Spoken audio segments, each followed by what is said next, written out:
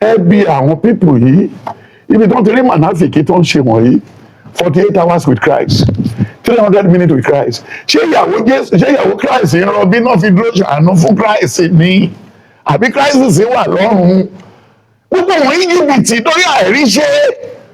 How can somebody be in church on Wednesday when you're supposed to be working?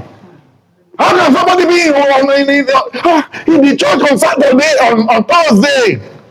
Even the Lord said you can go and work. And when you look at what you said in the book of Exodus 20, from verse 10 down, only you shall work for how many days? 7 days. The 8th days is for your rest. But what church? But if it's in but Lord, she said. And when you look at the book of 1 Thessalonians 4 and 5, then when you look at 2 Corinthians 15 verse 21, then when you look at what he said in the book of Job 3:25, olóde bá wa, ó rẹ̀ wá ná, ó ní níbo ló ti rí tó ti gé olódodo kúrò, ó ní àṣẹ̀yìnwá àṣẹ̀yìnbọ̀, ibi dé. Idleness wa ti pọ̀ jù. Báwo lèèyàn ṣe kúrò láláúsá ní 12 lọ́sàn-án?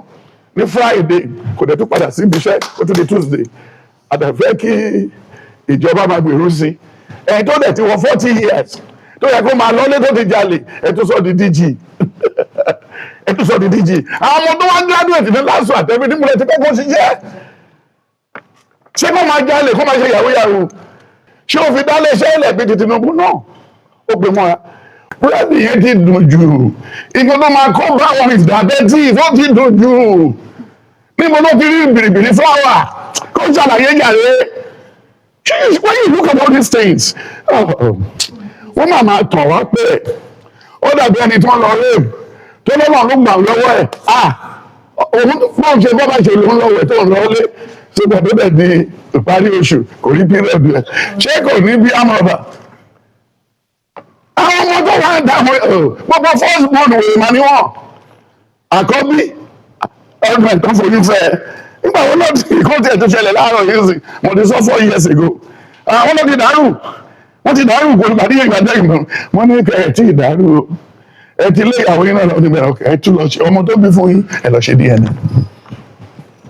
So when you look at all the questions you ask me nǹkan tí àwọn pastor Nàìjíríà fi jẹ̀bi owó tó yẹ kí wọ́n máa sọ fún ìjọba ní tax ìdámẹ́wàá náà fi ń sọ lẹ́gbàá ló fẹ́ jẹ́ kí ìjọba lọ síwájú tó ń fi Rolls-Royce mẹ́rin Cadillac mẹ́rin tàyàn lọ́wọ́ ní bàdé ẹjọ́ kí ló fi gbàdúrà fún wọn ṣé ìwúrọ ẹran ni àbí kọ́ọ̀pù tá a fi mọ mi kí ló ṣe nínú ayé wọn tó fi di ibi ilé then sori cultism tó wà láti primary secondary tó bá débi kan nílẹ̀ ní wọn láwọn ọmọ secondary school ti wà nínú court wọ́n ṣe gbóòfù sẹ́yìn ọwọ́ ara wọn ṣèbí orí ní Delta ní Benin of recent àwọn ọmọ tó fẹ́ lọ sí university wọ́n parí school start wọ́n ṣe prom night wọ́n gbé jeep wọ́n gbé Cherokee wọ́n gbé Lamborghini ti bàbá wọn ti kọ́ wọn lólè láti bẹ̀rẹ̀ ìgbà wo làwọn ọmọ yẹn lè lo ọjọ́ wọn pé.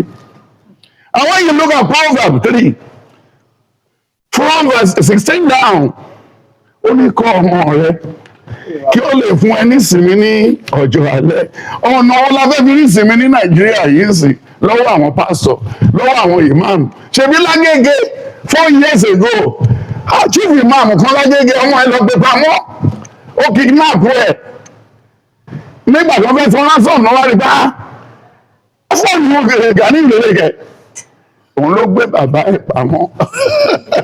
Bàbá alẹ́ kò sí. Ẹ̀jẹ̀ òjò máa bọ̀ máa bẹ̀rẹ̀ ìwọ ló béèrè question kẹ́ẹ̀kan tó mi ò ní kò máa. So it's just very simple. When the foundation is spoiled, what can the righteous do? Because he said in the book of Psalm 11 verse 3, he said it. Then when you look at the book of Ecclesiastes, chapter 3, chapter 4 and 5. Then when you look at 10 from 10, ó ní má ṣe bú ọba ní ìyẹ̀wù rẹ̀, má ṣe sọ burúkú nípa ẹ̀, torí ẹyẹ ojú ọ̀run máa gbé lọ sọ fún àṣọgbà wa ní Nàìjíríà, àmẹ̀bọ ti pọ̀ jù nínú ìyàwó gọ́vùnà nígbà tí sitting gọ́vùnà tó ń ra jet. Ẹjọ́ iṣẹ́ wo ló tún ṣe tó lè ta ẹran yìí? Ẹ bá wọn dúye. Yóò tiẹ̀ lọ. Àti ìgbọ́pọ̀ fẹ́ fún nìkan ní ìjọsẹ̀ rẹ̀. Ẹ̀sà ilé san mí dòjò ìlọ. Then tó bá dẹ̀ lófin tó béèrè lọ́wọ́ mi pé ẹ̀sà nígbà tí wọ́n lọ lẹ́ẹ̀kan arílẹ̀-èdè kan máa sọ fún ẹ pé ní òwò dáadáa ìwọ tó lè rí èlò tọ́jú ẹ̀ là sí nǹkan burúkú lọ́wọ́ dáadáa kó tó dé máa ti kéètì mi. ẹ̀yin kì í rí obìnrin míì àfìyá àbèjì. ìyá àbèjì bàbá mi ò ráyè ti anybody sórí kókó obìnrin àtọkùnrin ọlọ́mọláńkẹ́ àtọmọláńkẹ́ ni o tí ọlọ́mọláńkẹ́ ò bá yà lọ́jọ́ búrẹ́dì ọlọ́mọláńkẹ́ máa pa ẹni tó ń ti o ẹnì kan ti wà ní nísàlẹ̀ ẹnì kan ti wà kó tó ti lọ tìbọ̀ pẹ̀lú bá yà pa ayọ̀ ìbá díẹ̀ là ń jẹ ní ajá tó fúnra ẹ̀ sí ń kú tọ́ba ti bímọ tán ẹ̀fìdúkùdù lẹ̀ kò lè máa fúrẹ́ṣì obìnrin kẹrẹ wọn rẹ́dì àti máa wọṣọ níwájú àwọn ọkọ wọn lára rẹ wọn máa rẹ́dì kiri bẹ́ni títa wíjí mú tó àyè tó bá dọ́rùn sí ẹ̀ wọ́n dání bẹ̀rẹ̀ pé ẹ̀sà kí ló bẹ́ẹ̀ di ẹ̀rẹ́ tí ẹ̀rẹ́ ni bá sùn ní ọmọdún yan ní ọ̀tá ní ò ráyè ẹ̀yin ní ìdẹ̀rẹ́ ẹ̀ lè sùn láì lóbìnrin ẹ̀ máa fún ẹ bẹ́ẹ̀ tí gbọ́ bẹ́ẹ̀ gbọ́ lóbìnrin ẹ̀ lè dì. wọ́n ló dáa fún àlàáfíà àwọn ọkùnrin. tó bá kọ́ ẹ̀ lọ́dún orúkọ mi ni wòlíì Israel Ọládélé Ògùdípẹ̀ Genesis Global Alore TV ẹ máa wo ẹ̀kọ́ pọ̀ ń bẹ ìrírí ayé pọ̀ ń bẹ òtítọ́ pọ̀ ń bẹ ohun tó lè gbéyàn dìde tó máa múyàn kúrò nínú àṣìṣe ó pọ̀ ń bẹ. I am confirming Alore TV. The more you know, the better you become. Alore TV. Alore TV. Alore TV. Nílé nínú òkúri, ẹ máa wò ó. Ètò tó kọ́ni lọ́gbọ́n. Ètò tó